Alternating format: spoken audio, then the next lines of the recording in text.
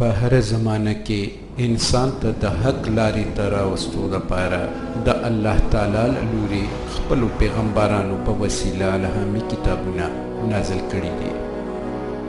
قرآن پاک هغه الهامي کتاب دی چې په 9مې صدۍ کې نازل شو او د نورو ټولو آسماني کتابونو پای تکمیل دی. دا قرآن پاک تر قیامته پورې د ټولو انسانانو لپاره د لارې چراغ دی. ساینس او ټیکنالوژي چې انسان ته ډیره ترقي ورکړه، خو قرآن پاک چې د نازلېدو 1400 کاله وشو، د دغه قرآن پاک یوه خبره هم چا تر اوسه پورې غلطه ثابته نه کړه او نه یې یو لفظ هم بدل کړی شو. او همدغسې که موږ د دنیا سیر وکړو نو موږ ته به معلومه شي چې په قرآن پاک کې چې کمې خبرې شوي دي هغه 100% رښتیا او صحیح دي. د قرآن پاک تعلیم دی چې د دنیا سیل وکړئ او تیر شوي تاریخي واقعاتونه عبرت واخلئ. الله تعالی فرمایي په سوره نمل آیات نمبر 1 وایا لګونتې په ځمکه کې په ګرځېدو را ګرځېدو سره وګورئ چې مجرمان د کم عاقبت سره مخامخ شول.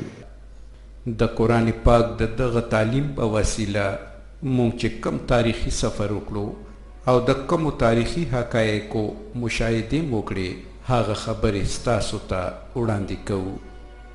د حضرت آدم علیه السلام نه تر حضرت محمد صلی الله علیه و آله وسلم پورې تاریخي واقعات د زمانې په ترتیب د تاسو مخې ته وړاندې کوم. د دغو تاریخي مقاماتو دپاره موږ سعودي عرب، مصر، زودان، عمان، UAE، یونان، ارمینیا، زورجیا، ترکی، لبنان، کردستان، عراق، یمن او نورو ممالکو سفر وکړو چې په کوم ځای کې ریګستان او د واورې نه ډک غرونه، سمندر او آبادې چې موږ ولیدې د هغه منظرکشي وکړه. د دغو ځایانو فلم او عکسونه تاسو ته وړاندې کوو. آدم علیه السلام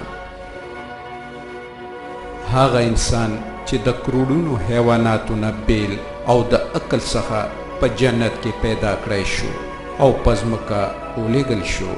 د مکې نه 100 کیلومترو په فاصله کې د عرفات په جبل الرحمه د بني نوح انسان بابا آدم علیه السلام د خپلې میرمن بی حوا څخه ملاقات وکړو. مفسرین دا بیانوي. حضرت نوح علیه السلام پیغمبر حضرت نوح علیه السلام چې په کومه علاقه کې وو هغه علاقه نن په ملک عراق کې شامله ده. حضرت نوح علیه السلام د سمیریا بت پرست قوم د حق لارې ته وبلل. د قرآن پاک نه معلومیږي چې نوح علیه السلام 950 کاله هغو ته تبلیغ وکړو، خو دغه موده کې ډیرو لږو کسانو ایمان راوړو او بیا الله تعالی د دغو سرکشو تباه کولو فیصله وکړه.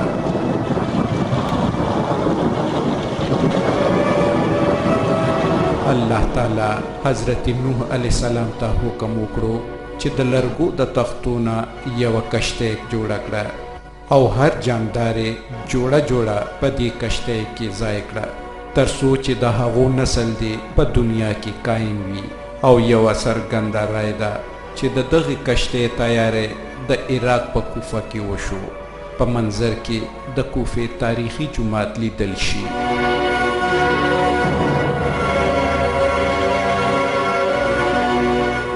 د اسمانه شلق باران شروع شو. د هر خوا چینې راوخوټېدې او لوړ اوچت سیلاب راپورته شو او ټول د حق منکران هلاک شول. پس د ډیرو ورځو نه پس اوبه راښکته شوې او د حضرت نوح علیه السلام کشته د جودي په غر ودرېده. سوره هود آیات نمبر 44. اللہ تعالیٰ فرمائی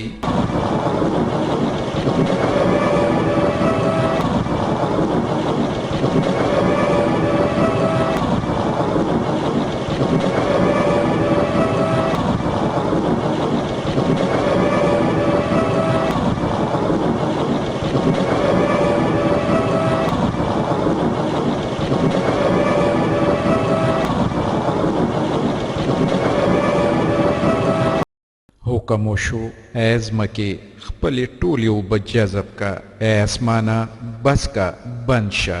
بیا اوبه په ځمکه کې کېناستې او کار سرته ورسولی شو.